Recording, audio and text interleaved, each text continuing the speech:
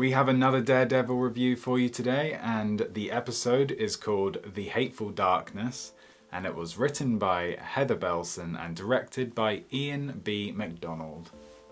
So this episode was incredible, just as they have been. I think once they start getting into this season, they really got into this season. Yeah.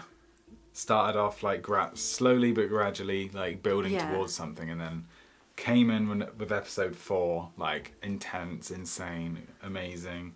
And they've sort of kept up that level since. Yeah, they really have. It hasn't really dropped off. This episode was no different. Just the way the episode ended last week, episode 6, very much cliffhanger ending with you had Matt and Fisk, and then you had Karen being found by the task force. And yeah, we started off just seeing Matt and Fisk battered and bruised. Yeah. But both alive, both still walking freely. And I think the biggest shock is Karen being processed through the proper legal system. I think that's a lot more scary. I think that's the point. He's trying to make an example of her. Mm-hmm. And like he's adamant on charging her for every single thing as well. Yes. Rather than just picking a few. Nope, I want her charged on all of it. Well, as long as he can be charged on everything he's done. Yeah, well, never really works out, does it? No. But she's got a pretty good lawyer. She has. How awesome. That was so good. Matt. Like, you've got the whole city has been looking for him for fucking months, and he's just like, he just turns up when he feels like it. Just walks through the front doors. Yeah, bold move. I couldn't quite tell if, like, because Fisk said about, it's about a wounded soldier screaming in a field. Yes. And like, it's a trap to lure all the other soldiers there. That was a really good metaphor for it. He said that.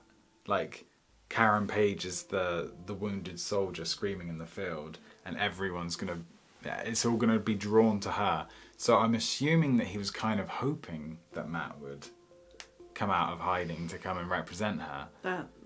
True. But like, there was something about the look on his face. He just looked so pissed off when he saw Matt. I think he wanted Matt to come and try to rescue her, sorry. But I think he was probably not prepared for him to take such a big risk as to be the lawyer in the building with everyone who's looking for him. Yeah, no, that's true. So he wanted him to like come, but not to the trial. Yeah, he probably thought he was going to get like Bullseye and Daredevil to come in together to try and grab her, but that's not what happened. We had Matt Murdock back finally. Being a lawyer, and then as soon as day 1 in court's done, he has to get like some mad security escort out of there, get shot. So yeah, bold move, but we'll see if it pays off. We've got one more episode after this week. Jeez, it's gonna go big. Got the finale, and then that's it until season 3. But we also had a bit more of Bullseye. He got the one good deed that he wants to do. Matt's given him a job, and he went and saved. I can't remember the character's name. Just Lily Taylor saved her life, which you were kind of like expecting someone to come, because it was like one of those things. But yeah, it was really cool. They're working towards something. Matt's being smart with it.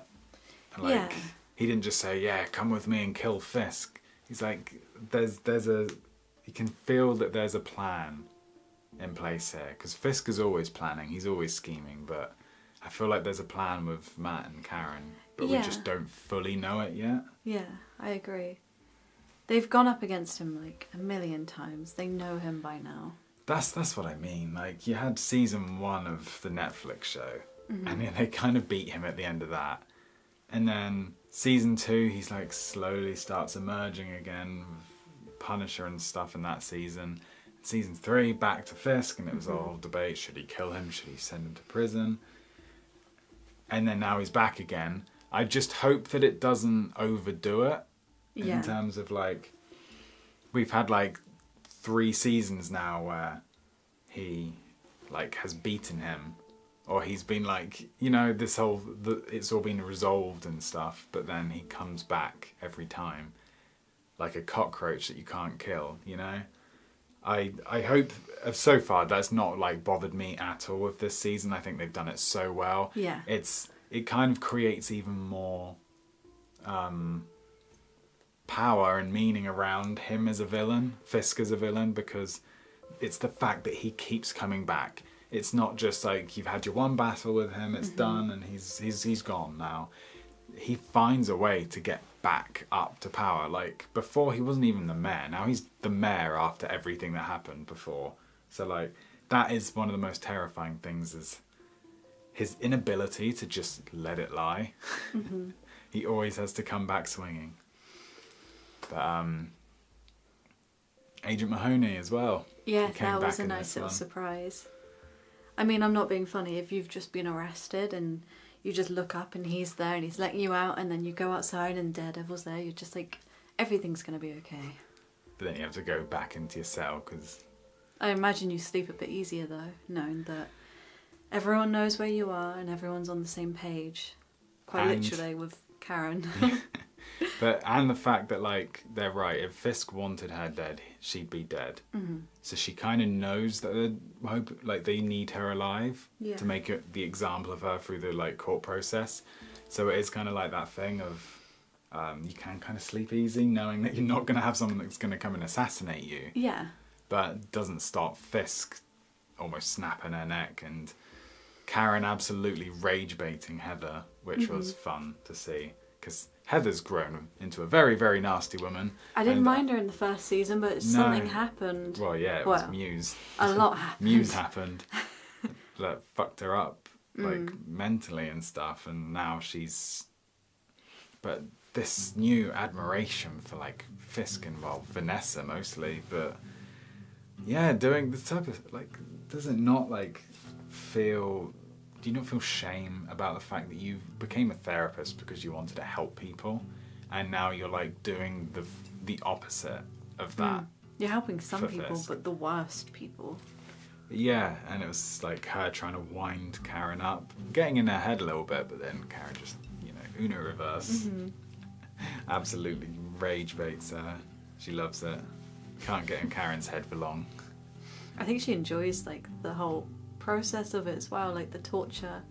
Because she's been through the ropes with so much worse, like Wes. Yeah, like she's so someone that like wouldn't be able to just move away and live a quiet life. She loves it. Yeah. Even when Matt's not around, she's like, Frank, you here? Like, got any missions to do? Like, give it a week or so, and we'll have her and Bullseye as besties, making little plans together because Matt's wanting to take a back seat and chill for a bit. Yeah, no, I feel like she's very much embraced her role as like Fisk said, the sidekick of Daredevil. But yeah, no, it's very... Going into the last episode, everything's so open. Yeah. Everyone looks like they've got a plan, but everyone looks like their plan's failing. Oh my god, and we haven't even mentioned yet Buck and Daniel. Jesus Christ. And BB, just that whole thing around the three of them is insane, like... We've been building towards something with Daniel. Like, we couldn't tell if he was being groomed to be the next Fisk. Like, that kind of powerful person. We all know he's not going to be like Buck, because he hasn't got the skill set of someone like Buck. But, like, how powerful was he going to become? And it's kind of like a parallel to the conversations with Matt and Dex about... doing that one good deed amongst all the bad things they've done. Yeah. This was Daniel's one good deed. He saved BB's life essentially for now anyway, and sacrificed himself. And yeah, we're seeing a darker side of Buck every episode so far. Darker, but definitely more vulnerable in that last one. He seemed conflicted about killing Daniel. And I wonder if Fisk knew. That's another thing we said. Wonder if Fisk knew and one would care, like if he found out, or two, he just was aware of it the whole time and it just doesn't bother him. I mean, I can't imagine many deaths would bother him now. I think it's I think it's more gonna be about trusting Buck with. Yeah. It's about that trust with everyone. Will you do what needs to be done when the time's right? And they couldn't quite tell if Daniel was up to it or not. Yeah. And like they all kind of knew that it was going to be his like big test would be, will he turn BB over to them? Yeah. And so he was probably aware of that, like he is very loyal, but there is this like one thing that he needs to prove himself with, and he knows that Buck's basically got to have the trust then of like, okay, well if Daniel doesn't do what he needs to do, I need to know that you're going to do what you need to do with Daniel. And so far Buck's not disappointed him, but like you said, there was conflict there was something going on there. Was it a dash of empathy perhaps? Well, they did get on. He liked having him around. Yeah, but was he just befriending him more to get a little bit closer? Maybe. Who knows? He's been in the business a long time. Well, we're going to see a lot more to all these stories next week with the finale. Right. Before season 3 happens, of course. And all the transitions at the very end too, with Matt in the church and stuff. Oh, the editing was so Beautiful. good. Yeah, really liked that. I hate how good they make the endings of these episodes because it just makes you want to watch the next one. Yeah, it makes it really annoying when the credits hit, but that's good. It's good to leave you wanting more and excited for next week. Well, that was our review for this week's episode, The Hateful Darkness. Another great episode. Really enjoyed it very much. Looking forward to next week. Subscribe if you're new, and yeah, wait with us for the next episode, and we hope it's incredible. So yeah, thank you so much for watching this one.